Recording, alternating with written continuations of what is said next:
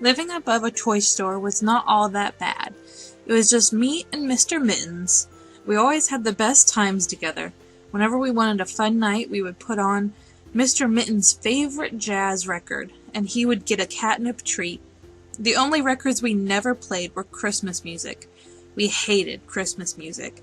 The only time living above the toy store that became unbearable was Christmas.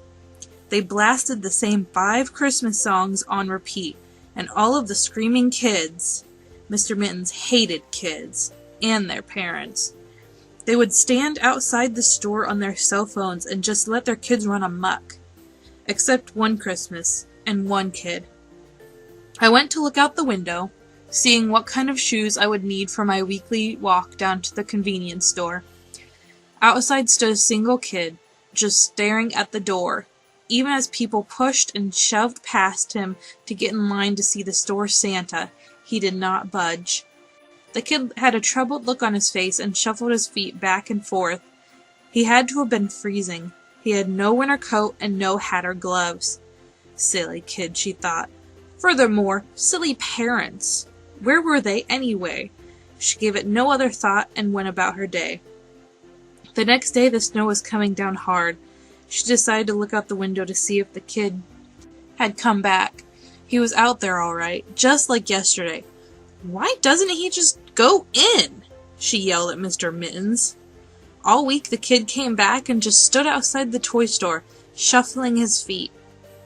She was going crazy, willing him to just pick up his feet and go in. She finally became so agitated at his presence that she walked down and shuffled up beside him. What are you doing? He was stunned and looked as if she had just slapped him, tears welling in his eyes.